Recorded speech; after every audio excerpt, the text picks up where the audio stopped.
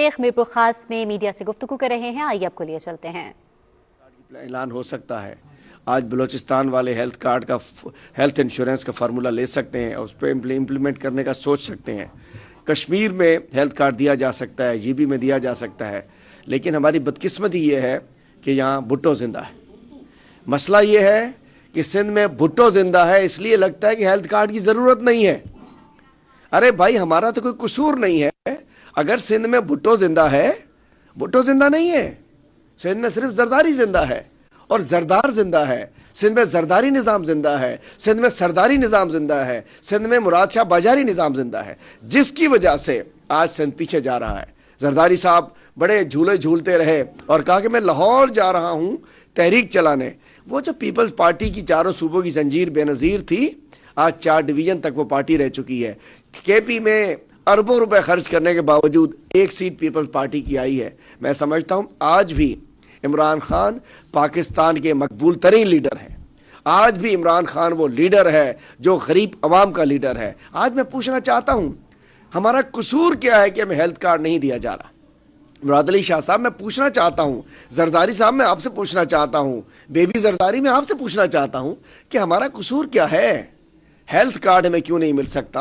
और हमारा कसूर क्या है कि आपने जो बल्दियाती निजाम लेकर आए हैं, यह सिंध दुश्मन बल्दियाती निजाम है। आप जो बल्दियाती निजाम लाए हैं, ये आइन के आर्टिकल 140A के खिलाफ है।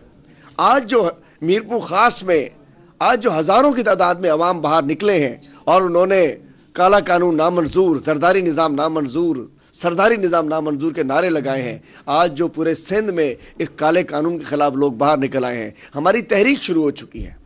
जरदारी हटाओ, सिंध बचाओ, पीपी हटाओ, सिंध बचाओ, करप्शन मिटाओ, सिंध बचाओ, ये तहरीक शुरू हो चुकी है। और इंशाअल्लाह मैं समझता हूं कि सिंध में अगली बारी जरदारी नहीं है, ये आखिरी बारी है जरदारी, चूंकि इन्होंने सिंध को तबाह कर दिया है। मैं बताना चाहता हूं कि सिंध में 8.9 ट्रिलियन रुपीस का जो 13 साल में सिंध को मिले हैं, 8,900 अरब, जिसके अंदर सिर्फ इन्होंने 1.6 ट्रिलियन 1600 अरब सिर्फ डेवलपमेंट पे खर्च किए।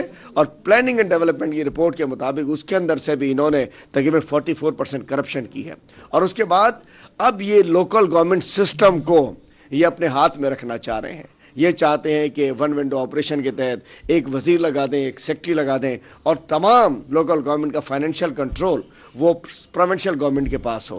क्योंकि आइन की आर्टिकल 140A कहता है कि फाइनेंशियल, एडमिनिस्ट्रेटिव और पॉलिटिकली निचली सतह तक 3 टियर होते हैं रियासत के, फेडरेशन, प्रोविंस और डिस्ट्रिक्ट गवर्नमेंट, लोकल गवर्नमेंट।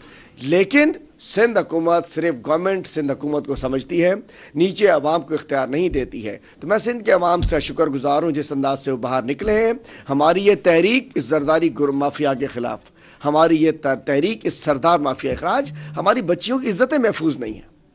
आपको पता है कि कल खैरपुर में एक वडेरे के बेटे ने खैरपुर की एक स्टूडेंट बच्ची खुशबू भट्टी को यूनिवर्सिटी के पॉइंट से जबरदस्ती अगवा करना चाहा।